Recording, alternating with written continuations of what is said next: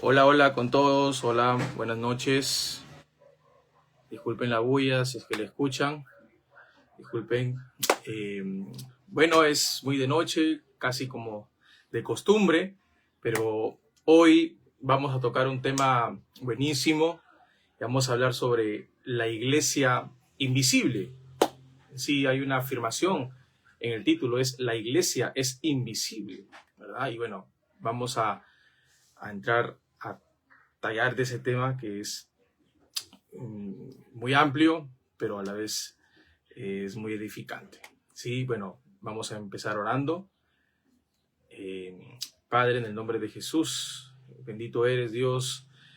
Gracias por este día que nos has dado, por todas tus bendiciones. Y te pido también, Señor, en esta noche, que tú puedas bendecirnos a través de tu palabra, Señor, que tú puedas hablarnos. Y, Señor, queremos también darte la gloria a través de la obediencia a tu palabra, Señor, no solamente el oír, sino obedecer, Señor. Muchas gracias te doy por ese tiempo, te pido que tú lo dirijas y que te encargues, Señor, de cada momento, Señor. En nombre de Jesús. Amén y amén. Perfecto. La iglesia es invisible. Una afirmación un poco cruda, pero no lejos de la verdad, porque las instituciones, voy a empezar por allí, han generado de alguna manera en nosotros una idea de lo que significa ser cristiano.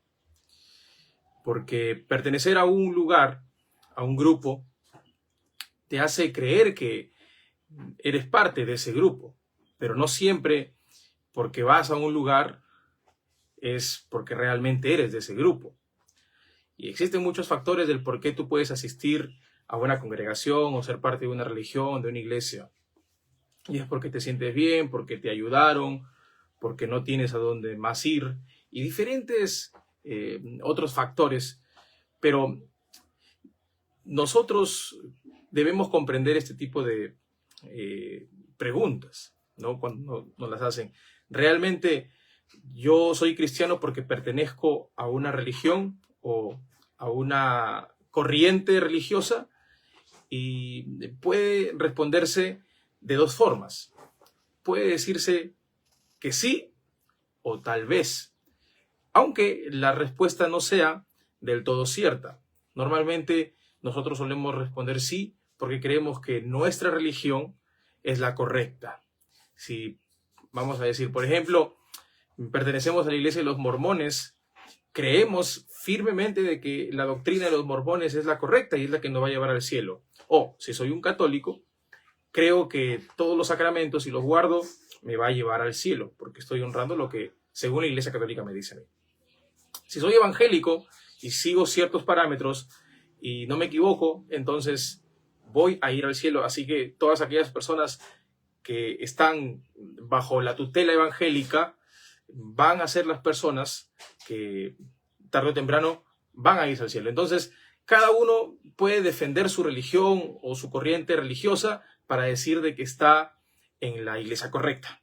Sin embargo, podemos responder tal vez, y eso le da un paso más libre al pensamiento, porque no nos cerramos en un solo contexto religioso, sino que estamos abiertos a diferentes posturas. Y esto puede llevarnos a creer de que quizás vamos a ser engañados si es que le damos la libertad a nuestro pensamiento de buscar qué es lo que realmente nosotros necesitamos. Y es que no siempre lo que buscamos es lo que necesitamos. Cuando nos encontramos en esta coyuntura, viene ahora la respuesta correcta, la que la Biblia nos enseña, y es que no todas las personas que se encuentren en una institución religiosa o una corriente religiosa es la iglesia, o quiere decir que está en el lugar correcto. Miren, las instituciones religiosas han sido creadas no con un fin malo. Yo creo que cada institución, cada denominación, cada iglesia ha sido creada con un fin bueno, con una inclinación hacia la ayuda, hacia muy pocas veces el protagonismo, pero sí hacia la proclamación de lo que es bueno, de lo que está bien, de lo moral, de lo ético. Y siempre en las instituciones existen las famosas llamadas reglas, porque una institución sin reglas no es una institución. La pregunta aquí es, ¿Jesús nos mandó a hacer alguna institución religiosa? Y la respuesta es no. Jesús no nos mandó a hacer ninguna institución religiosa porque su iglesia, la que al menos él pensó, no tenía nada que ver con lo legal, en el sentido institucional. No había personas mayores o menores dentro de su iglesia, sino que él los llamó a todos en unidad. Es más, sus apóstoles, cuando ellos le preguntaron al Señor quién iba a ser el primero, Jesús se enojó con esa pregunta porque el plan de Jesús no era establecer jerarquías en su iglesia. Ese era el plan humano y siempre ha existido ese plan de querer ser mejor, de querer ser mayor. Para Jesús, las instituciones tienen que ver con algo más moderno.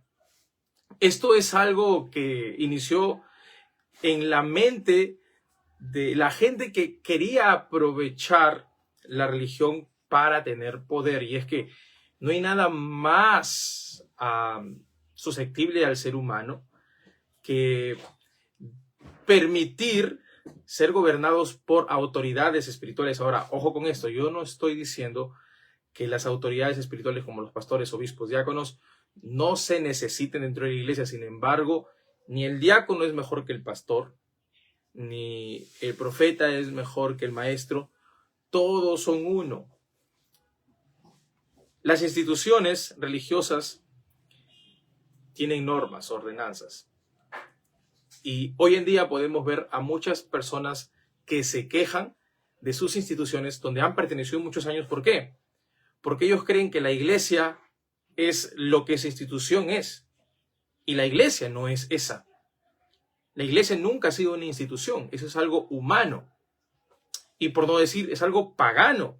Porque esto no vino con Jesús, esto vino años después. Pablo se refirió a estas personas como lobos rapaces, engañadores. Ellos no iban a tener compasión del rebaño. Pero vamos a tocar algunos puntos para ir de lleno con respecto a la iglesia, si es visible o invisible, o de qué se trata todo este tema. Y bien, primer punto, vamos a catalogar de que la iglesia sí es muy notoria, muy notable, de que es imposible no ver una iglesia. ¿Por qué? Porque en la esquina de mi casa hay un edificio con una cruz encima o con muchas velas o muchas imágenes, y eso obviamente me hace creer a mí de que es una iglesia. O afuera dice iglesia evangélica pentecostal, qué sé yo. Si catalogamos a la iglesia como algo visible, iríamos como que en contra de este texto, y voy a leerlo. Mateo 13, 27 al 30. Vinieron entonces los siervos del padre de familia y le dijeron: Señor, ¿no sembraste buena semilla en tu campo? ¿De dónde pues tienes cizaña? Él les dijo: un enemigo ha hecho esto. Y los siervos le dijeron: ¿quieres pues que vayamos y las arranquemos? Él les dijo: no sea que al arrancar la cizaña, arranquéis también el trigo, con ella el trigo. Dejad crecer juntamente lo uno y lo otro hasta la siega. Y al tiempo de la siega, yo diré a los segadores: recoged primeramente la cizaña y atadla en manojos para quemarla, pero recoged el trigo en mi granero. Y leyendo esto, podemos notar de que hay una pregunta a Jesús, y esa pregunta tiene que ver con identificar quiénes son los buenos y quiénes son los malos, quién es el trigo, quién es la cizaña. Y miren que la cizaña no es algo que Jesús siembra vamos a llamarlo, en un lugar, en una congregación, en una iglesia. Es Jesús el que siembra lo bueno. En este caso, el trigo es quien él planta en su iglesia.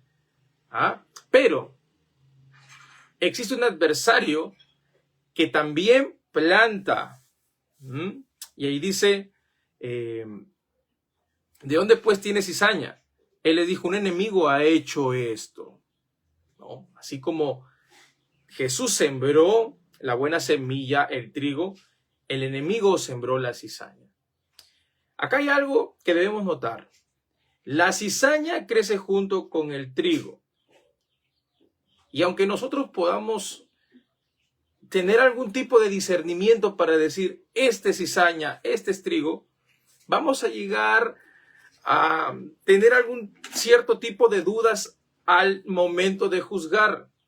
Sí, la iglesia tiene como una especie de sensor, como una alarma, cuando vemos a alguien actuar, hablar, conducirse en la vida, y a veces no tomamos el derecho de decir, tú eres cizaña, tú eres trigo. ¿Está mal? En cierto punto no, porque Dios nos ha dado discernimiento. Sin embargo, en este texto, notamos de que la iglesia no es solamente un grupo de personas que nosotros creemos, porque podemos llegar a un templo y decir, ellos son la iglesia. ¿Por qué? Porque están en un templo. ¿Cómo sabemos que los que están en el templo, todos son la iglesia? Puedes decir, no, es que ahí hay gente que es obvia, es la cizaña. ¿Sí? Podemos meter ahí a los frutos, porque la Biblia dice que por los frutos vamos a conocer al árbol. O sea, ¿el árbol quién es? Es la persona, según Jesús. Y si yo digo que soy manzanas y doy higos, entonces estoy siendo mentiroso, porque yo soy un árbol ¿de qué? De manzanas. No puedo dar higos. Lo mismo el higo no puede dar manzanas. Pero los frutos pueden llegar a tener un límite. Lo digo no porque yo esté especulando, sino porque la misma palabra me lo dice. Mira, Santiago, capítulo 3, verso 2 dice, porque todos ofendemos muchas veces.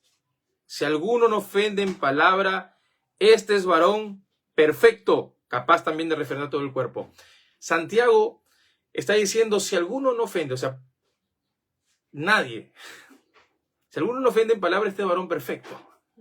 ¿Quién es perfecto? ¿Tú eres perfecto? ¿Yo soy perfecto?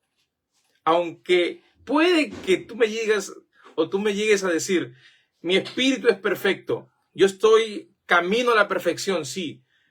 Pero tu camino a la perfección no me hace a mí ahora perfecto, porque la palabra perfecto significa ser completo, ser maduro, completamente listo para lo que, para nuestro propósito, para lo que hemos sido determinados. ¿Puedes decir que eres perfecto? Quizás hoy día sí, mañana o pasado. ¿Y qué tal la próxima semana? ¿Sigue siendo perfecto? Ahí hay como un cabo suelto, porque podemos identificar a la gente según lo que nosotros vemos o según lo que sentimos, pero ¿y qué tal si a ti te toca ser esa persona que está siendo evaluada por más gente, que también está tratando de identificar a la iglesia? Entonces la cizaña crece junto con el trigo y a ambos se parecen. Tú puedes ver el trigo, si alguna vez has ido al campo, y a la cizaña a la vez dices, pero no hay tanta diferencia. Porque es cierto, no hay diferencia entre el trigo y la cizaña. Son mínimas las diferencias.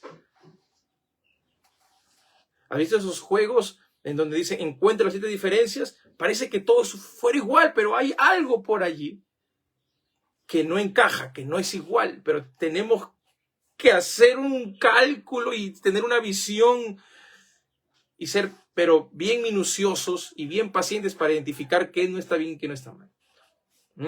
Entonces, la cizaña nos da a entender, esta parábola nos da a entender de que un cristiano va a crecer con alguien que no es cristiano, pero aparenta ser cristiano. Y ambos pueden incluso ser amigos, pueden llegar a predicar juntos, pueden llegar a cantar juntos, pueden llegar a hacer muchas cosas juntos para Dios, pero la Biblia dice que uno es cizaña y otro es trigo. ¿Por qué? Porque la iglesia es invisible.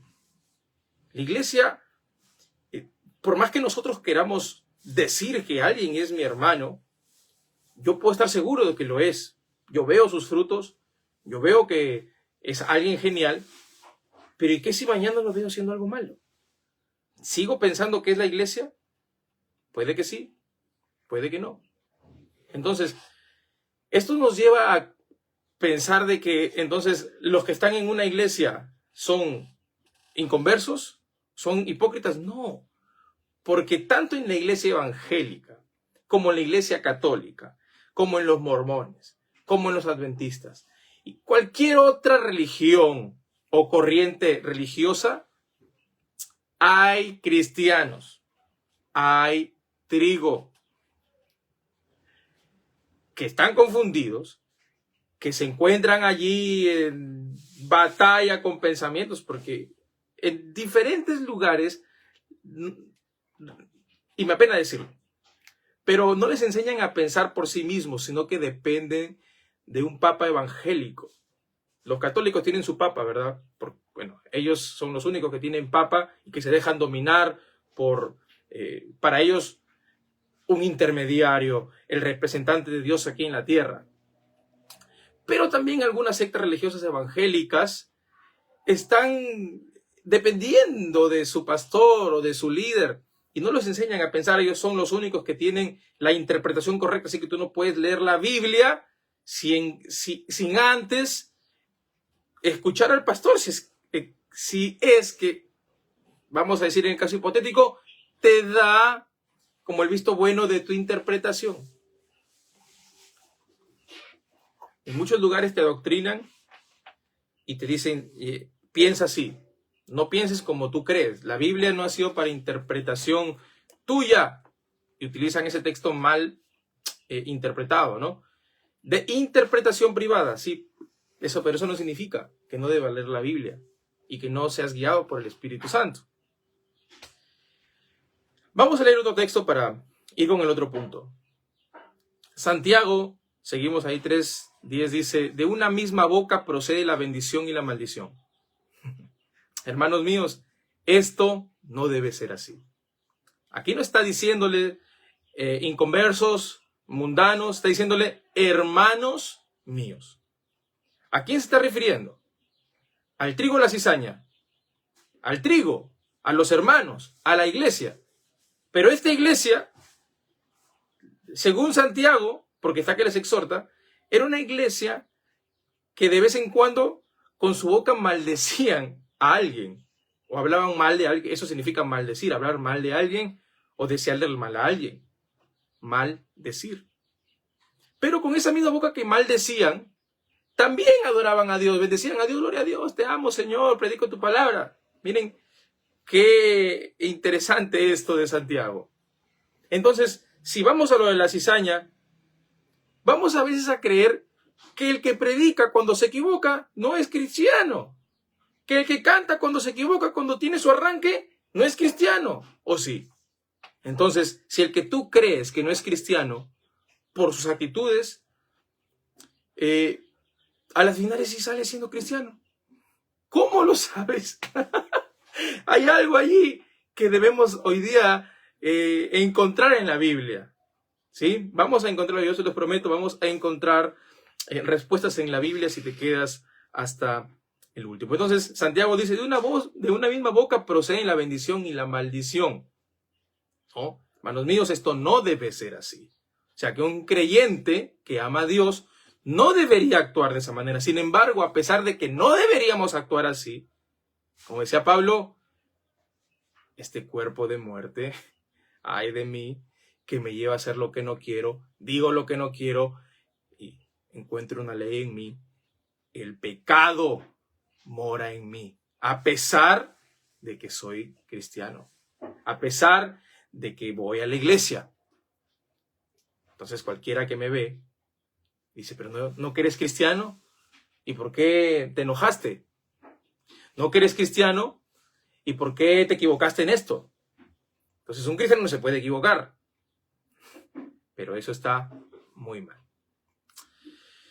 No debe ser así, repito, según Santiago, pero a veces somos así.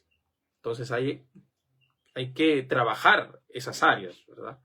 Y bueno, ahora, hablemos de las obras. ¿Qué dice la Biblia?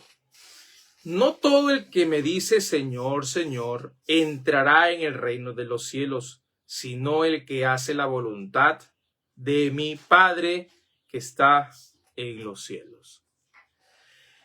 ¿Cuál es el contexto? Jesús dice, muchos en aquel día me dirán, Señor, yo hice esto en tu nombre, sané, prediqué, profeticé. Y él le responderá, yo no te conozco, nunca los he conocido. Wow, esto es duro. Porque alguien que predica, alguien que sana, alguien que está haciendo la obra de Dios, se supone que es conocido por Dios. Pero ¿qué pasa aquí? ¿Por qué suceden estas declaraciones? Es porque el Señor dice, no todo el que habla, el que dice Señor, Señor. ¿Sabe qué significa Señor?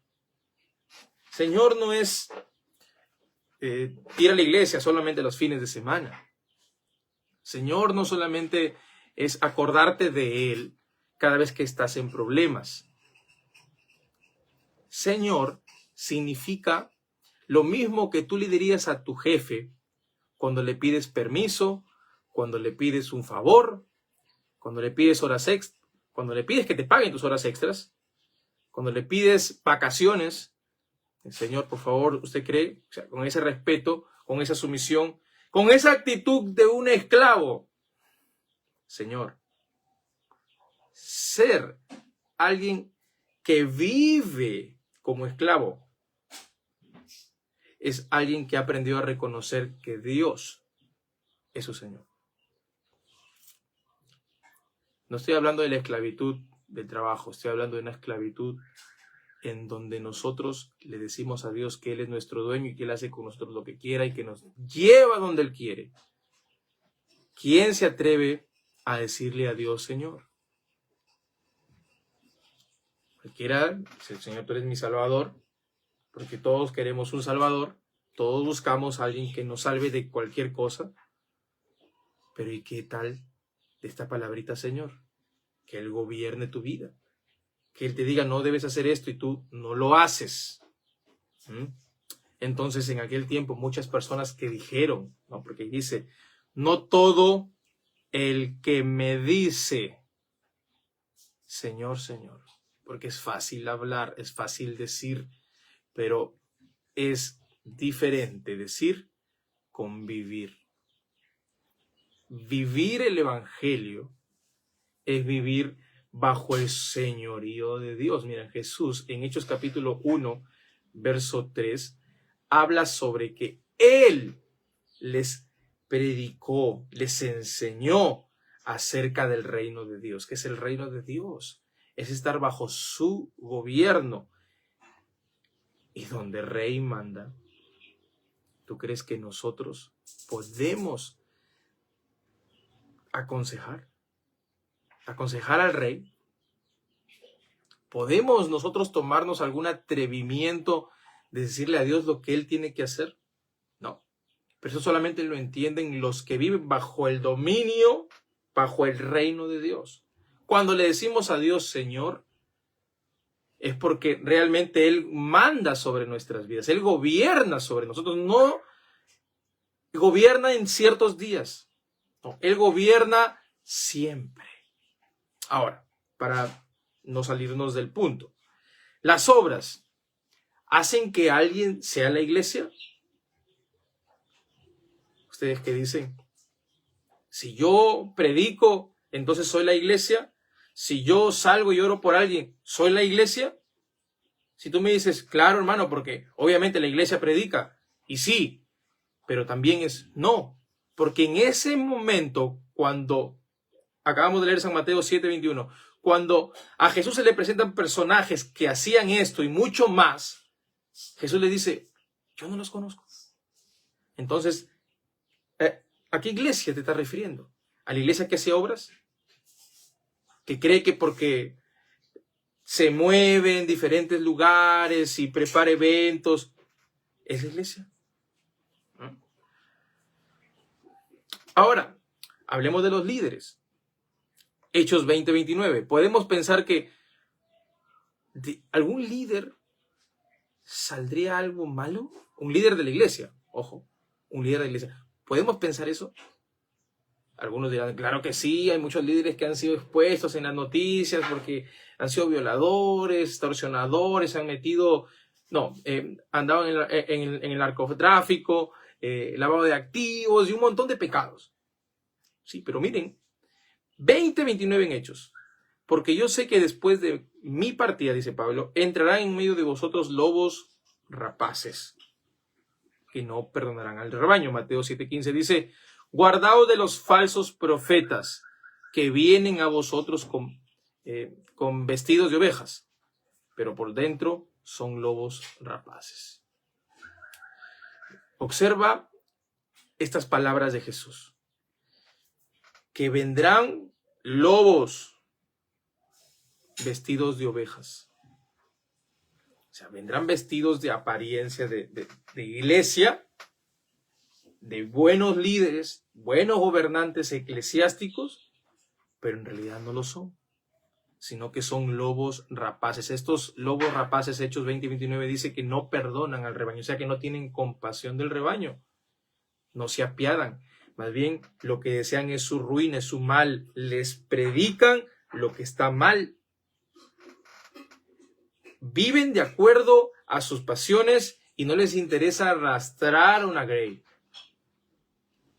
Allí podemos identificar a una iglesia, miren, ojo con lo que les voy a decir, a una iglesia que aprendió a hacer cosas, que aprendió incluso a tomar cierta autoridad, que recibió los cargos de líderes, de líder, pero que puede estar en juego su vida por no someterse a Dios.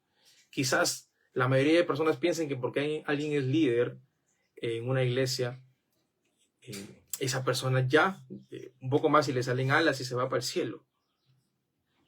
O, en el caso más extremo, son personas que nunca van a fallar porque deben ser ejemplo. Y claro que lo deben ser, pero ¿qué ocurre con esas personas que de la misma iglesia, de la misma congregación, se levantan creyentes con una, no sé, un carisma, una energía que atrae? ¿Tú puedes creer que él puede salir lobo? O sea, ¿tú crees que tu líder, el que ahora, por ejemplo, ponte en contexto, ¿tú crees que tu líder de jóvenes sea un falso? ¿Tú crees que el músico que está llorando en el altar sea alguien que lleve una doble vida?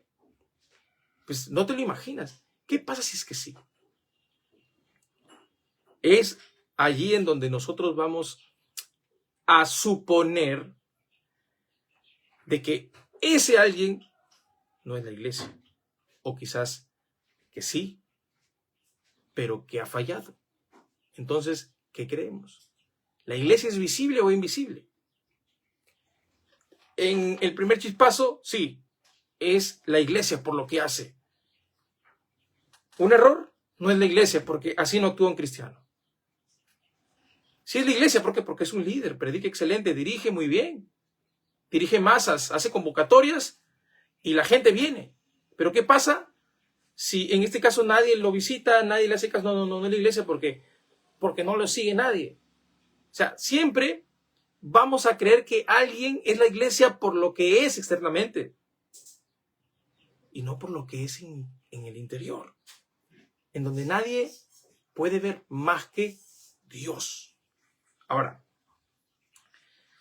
¿podemos identificar a una iglesia invisible? ¿Podemos tener algún tipo de detector de iglesia, de hermanos que pertenecen a la iglesia? Según Timoteo 2:19, dice que el Señor conoce a los que son suyos. Pero antes de ir a ese texto, primero, no quiero que se me escape este texto de aquí, San Juan 17:16. No son del mundo, dijo Jesús, como tampoco yo soy del mundo. Aquí Jesús está que habla respecto a la iglesia, a los cristianos, a sus seguidores, a los que van a seguir sus pisadas. Y dice, ellos, refiriéndose a la iglesia, no son del mundo. Bueno, en este caso la iglesia representada en los discípulos, en sus apóstoles. Ellos no son como tampoco yo soy del mundo. Acá no está hablando de el planeta, está hablando de un sistema. El sistema mundanal. El sistema es todo lo que te arrastra. Por ejemplo, esto de los Terian y toda la moda tonta que sale, o la música totalmente, para mí, loca, en el sentido de que está delirando este tipo, el Bad Bunny ese. O sea, gente que proclama la morbosidad, proclama el machismo, el feminismo, gente que parece que está desvariando, pero que la gente lo sigue, lo aplauden, es más, son sus admiraciones, y pobre que te metan con ellos, a pesar de que están locos, están de verdad muy rematados, pero el sistema del mundo es así. Por ejemplo, tú le dices a alguien que no consuma cierta droga, no, pero ¿por qué? Nosotros somos libres, de algo vamos a morir, estamos mal lo que aconsejamos, y están bien los que hacen el mal. O sea, el mundo está de cabeza ya, y ese sistema mundanal, eso es a lo que se refiere Jesucristo. Ellos no son del mundo, no siguen el patrón mundanal. Pero ellos no son. Habitan aquí, pero no siguen las conductas mundanales. Y obvio que en esta tierra van a haber conductas mundanales, porque estamos en el mundo, y el mundo en su mayoría no quiere honrar a Jesús. Nosotros los creyentes somos llamados los peregrinos y extranjeros. Peregrinos, o sea, que estamos de pasito por esta tierra, pero nuestra herencia se encuentra en los cielos. Esa es nuestra patria. Ahora, la iglesia invisible puede llegar a ser visible. Ahora sí entramos. Según Timoteo 19, el Señor conoce los que son suyos. Miren, esto es algo que solamente le pertenece a Dios, en pocas palabras. Porque yo puedo llamarme la iglesia, y claro que sí, puedo estar seguro que soy la iglesia. Pero ¿y qué de la gente con la que me reúno? ¿Son la iglesia? ¿Podemos estar completamente seguros de que son la iglesia de Jesucristo? Según Timoteo 2:19 dice que el remanente del Señor está en todo lugar, porque Él conoce a los que son suyos. Eso quiere decir que Jesús no engloba a los católicos por acá, a los bautistas por acá, a los pentecostales por acá. Él sabe que en cada lugar hay personas que le pertenecen. Él lo conoce. Yo puedo tener una noción, puedo tratar de llevarme por los frutos, puedo ver si se equivocan o no, si aman al Señor o no, si es que siento que es o no cristiano, pero solamente el Señor conoce a los que son suyos. Y esto no llama a la permisibilidad o a ser permisible con las doctrinas equivocadas y erradas que tienen ciertas sectas. Y es necesario tapar la boca a esas personas que trastornan casas enteras, dice la palabra. Sin embargo, en esos lugares en donde no se proclama la verdad completa o la verdad pura, hay gente que tiene un corazón que están realmente amando al Señor. Ellos son el remanente. No todos, incluso en las iglesias donde la verdad está completa, como las iglesias evangélicas, puedo decir que sí, que nos apegamos más a la verdad que cualquier otra religión. Incluso de allí pueden salir personas falsas, pero también allí hay gente verdadera, porque el Señor conoce a los que son suyos y Él los ha puesto en lugares y algún día los reunirá. Ahora, hablando del remanente, y con esto ya vamos a terminar. El remanente tiene que ver con ese grupo que no es tan grande, por eso se llama remanente, pero que el hecho de que no es tan grande no quiere decir que no tenga importancia y que no sea poderosa. El Señor en el Antiguo Testamento habló muchas veces de que a pesar de que había pecado en su pueblo, había un remanente que no se contaminaría o que honraría a Dios. Un grupo pequeño, un remanente. Y en Hebreos 12:23 dice, a la congregación de los primogénitos que están inscritos en los cielos. A la congregación de los primogénitos que están inscritos en los cielos. Al Dios, el juez de todos, a los espíritus de los justos hechos perfectos. Miren, este es un texto en Hebreos que empata con un texto de Moisés, cuando él está hablando de que hay libros en el cielo donde están inscritos las personas, ¿no? En el libro de Dios. Incluso también hay una parte donde dice que Dios puede raer, o sea, quitar a gente de ese libro. Entonces, ese es un texto que no solamente encontramos en Hebreos, sino que encontramos en el Antiguo Testamento, en un escrito de Moisés. Pero dice a la congregación, está apelando a esto, a la congregación de los primogénitos que están inscritos en los cielos, o sea, en ese libro, están inscritos en ese libro. Y esto es algo maravilloso porque ¿quién puede saber solo eso ¿quién puede saber eso si solamente Dios tiene la potestad de escribir el nombre tuyo y mío en ese libro? Pero acá hay algo aún más interesante porque dice la congregación de los primogénitos. Refiriéndose, repito, a un texto de Moisés, algo que él dijo a la congregación. ¿Esta congregación existe desde siempre o existe recién en el Nuevo Testamento? La mayoría quizás creerá que la iglesia nace en Pentecostés. Y ahora, el remanente es lo anterior, lo previo a toda la edificación de la iglesia. Ahorita vamos a ver eso. Jesús dijo en San Mateo 16:18, yo también te digo que tú eres Pedro y sobre esta roca edificaré mi iglesia. Miren, esta palabra iglesia en el griego es eclesía, que significa la asamblea reunida, la congregación de los justos. Congregación que encontramos en Hebreos 12:23, lo que acabo de leerte. La congregación de los primogénitos, esas personas escogidas por Dios y que están inscritas en los cielos. Pero volvemos al texto de Mateo donde dice que sobre la declaración de Pedro, sobre esa roca que él dijo que él era el Cristo, Jesús mismo iba a edificar su iglesia.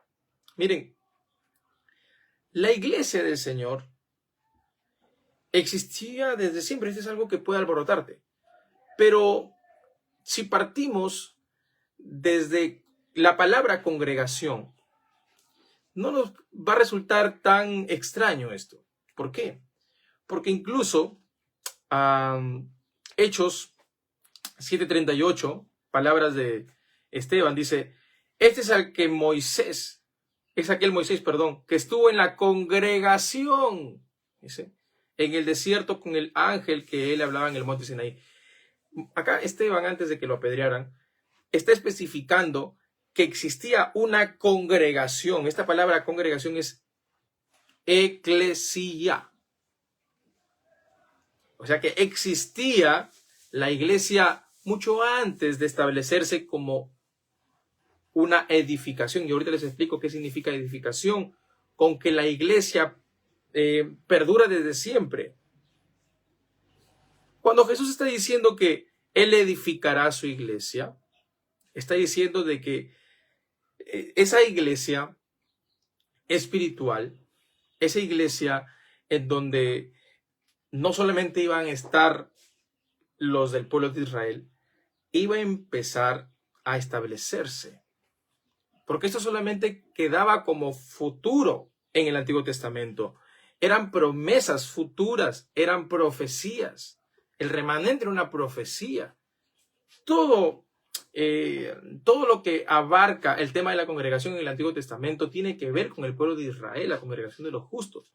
Pero la edificación de la iglesia abarca algo más amplio, que es la unión de los gentiles con los judíos. En este caso, de allí viene todo el punto de la iglesia. Los judíos, ellos dicen, no, nosotros somos el pueblo de Dios. Sin embargo, para Dios, su pueblo es todas aquellas personas que han sido compradas por la sangre de Jesucristo, que han sido salvos.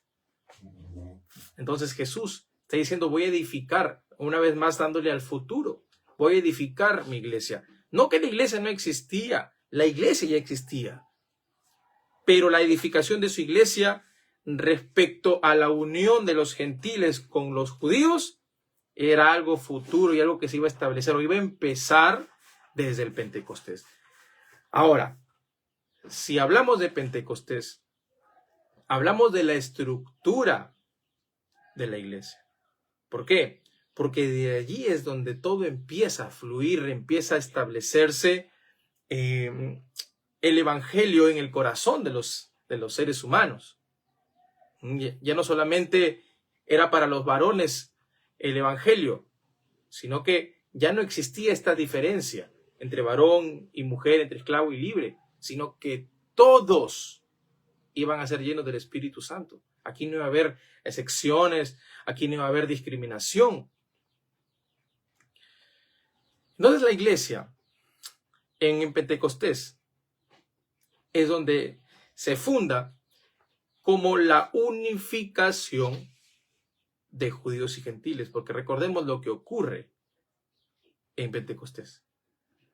Ese hecho tan sacado muchas veces de contexto,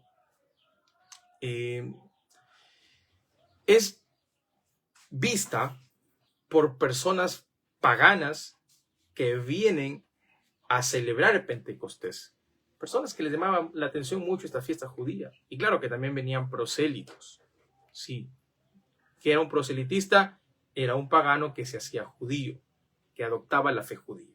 Pero miren cómo es que es allí en ese contexto donde no solamente la gente que hablaba hebreo o griego, en ese caso, porque ellos habían adoptado ya los judíos el idioma griego y también el arameo,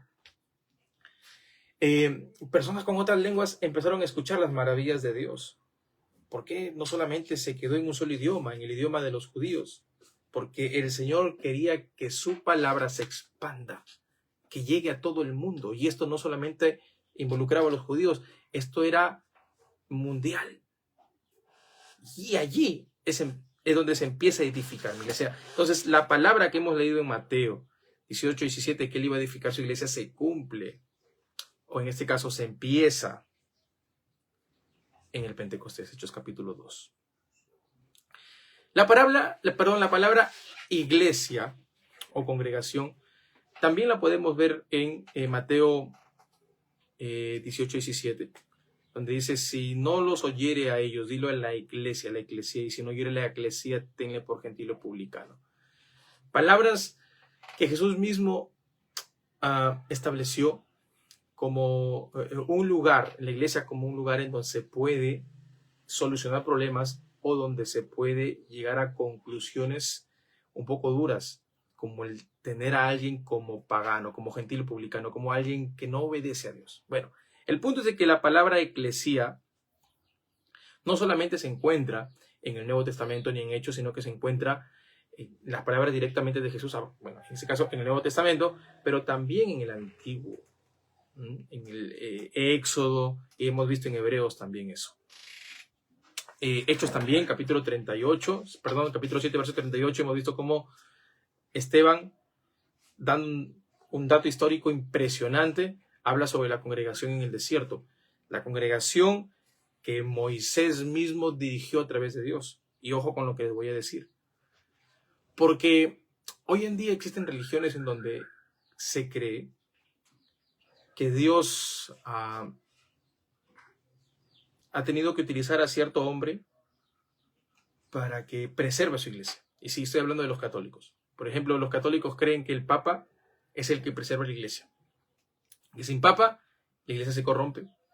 Pero nosotros, los que estudiamos no solamente la Biblia, sino la historia, sabemos que desde que entró el Papa o el papismo a la religión evangélica o a la religión cristiana o al cristianismo, como que hubo una degradación y una combinación entre lo pagano y lo santo, en donde adorar a un yeso, donde pedirle a un muerto es normal, cuando en realidad eso son prácticas paganas. Entonces el papismo es darle razón a la mentira, ¿verdad?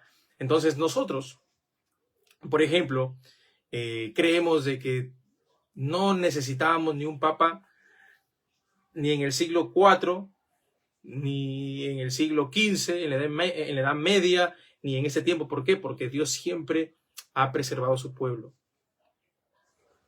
¿Quién preservó a la congregación en el desierto? ¿No fue Dios? Dios cuidó a esa congregación, a esa eclesía que existió desde siempre. Si nosotros podemos llegar a conclusiones como, no, el Papa es el que hace de que la iglesia sea santa, con sus palabras, con sus dichos, y que hay un orden. Estamos cayendo en el error, estamos cayendo en idolatría, creyendo de que existe alguien humano que tiene la capacidad de preservar a una nación, a un pueblo, a un lugar. Es Dios el único que preserva a su iglesia y Dios siempre la ha cuidado. Miren, 1 Reyes 19 y 18, ya para ir terminando, dice que Dios iba a preservar a 7,000 profetas. Voy a leer. Y yo haré que quede en Israel 7,000, cuyas rodillas no se doblarán ante Baal y cuyas bocas no lo besarán. Y este es el remanente de que les hablo. Porque el remanente, esa congregación, existió desde siempre. Ese remanente que no es visible.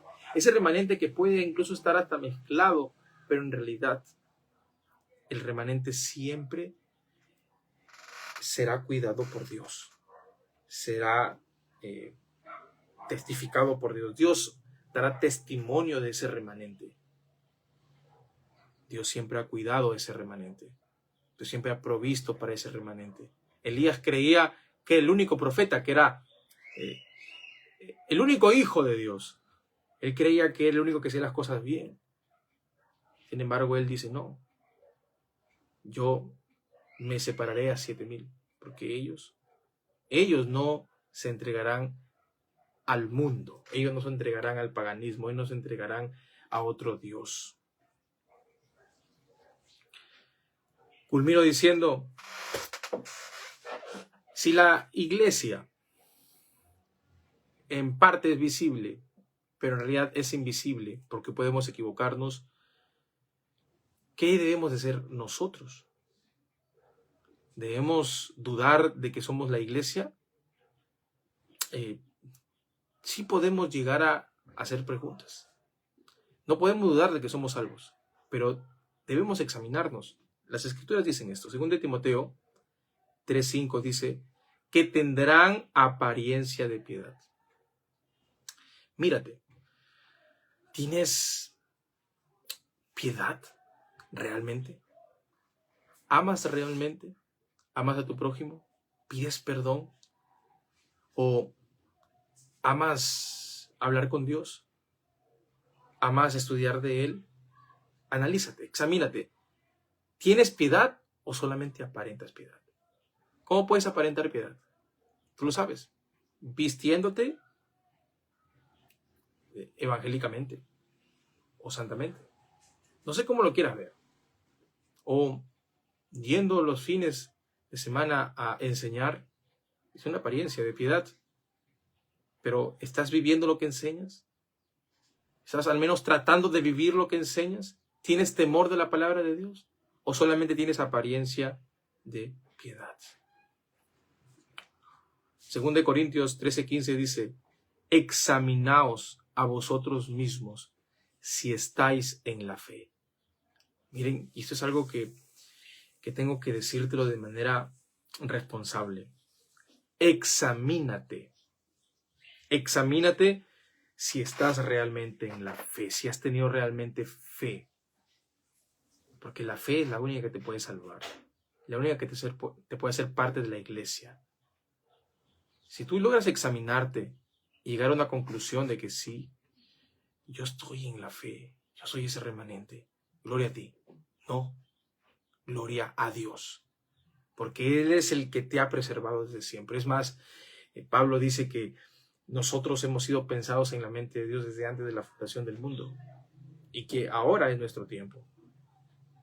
Siéntete privilegiado de ser parte de la iglesia, esa iglesia invisible.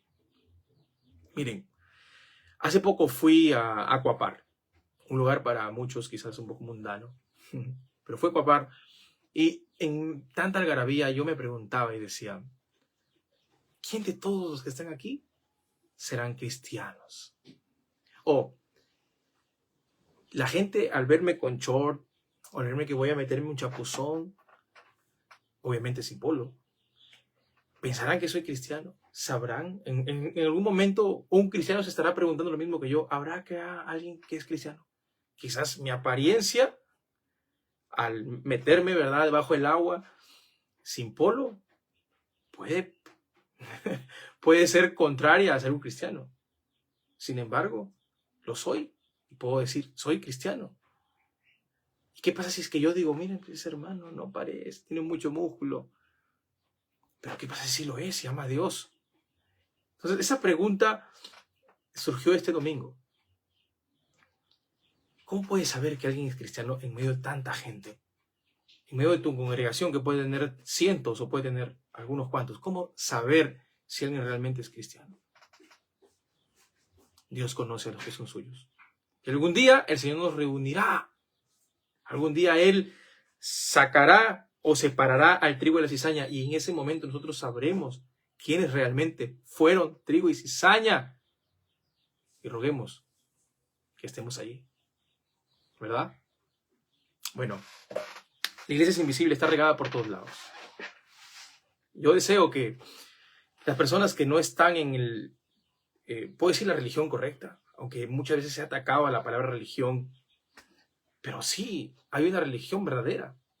Según Santiago, la religión verdadera, la religión correcta es los que ayudan a los huérfanos, ¿verdad? Los que piensan en la gente necesitada, los que ayudan, los que tienen compasión de las personas. Pero bueno, las personas que no están en la religión correcta, la gente que sigue doctrinas erradas, yo deseo que esa gente realmente conozcan al Señor, que tengan hambre por buscar de Él. Oro para que seas parte de esa iglesia, que pronto, a pesar de que estás en una secta, en una religión equivocada, puedas encontrar al Señor. Él no vino por una institución, repito, Él ha venido por un pueblo escogido, un pueblo, un remanente. Él ha venido para cuidar a su iglesia, según Efesios capítulo 5, que Él la cuida, Él la lava con la palabra, Él la sostiene.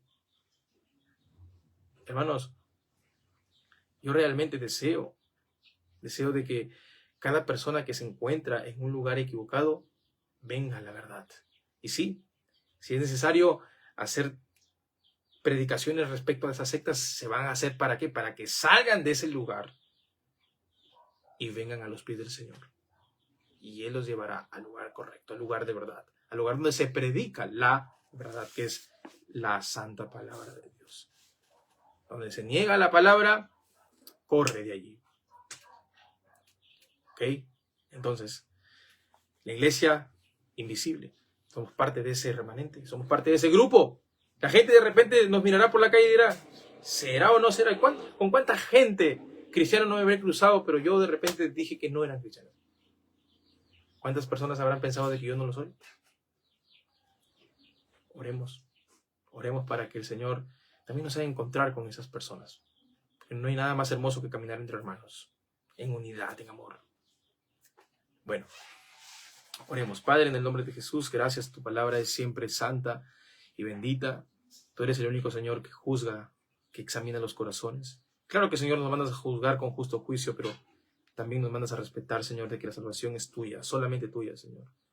Tú eres el único que entiende los pasos del hombre, y quién podrá entender completamente tu mente, Señor. Ayúdanos a poder ser humildes y buscar siempre el amor, la humildad, Señor. Ayúdanos, a veces nos olvidamos, no nos comportamos, Señor, como debemos comportarnos, como dice Santiago, esto no debe ser así. Ayúdanos, Dios mío, a ser personas que, no importa dónde nos encontremos, Señor, te representemos. Aunque la gente piense de que no somos cristianos, queremos representarte como cristianos, Señor. En el nombre de Jesús, te doy las gracias por tu palabra. Amén y amén. Dios los bendiga, amados hermanos. Nos vemos en otra oportunidad. Bye.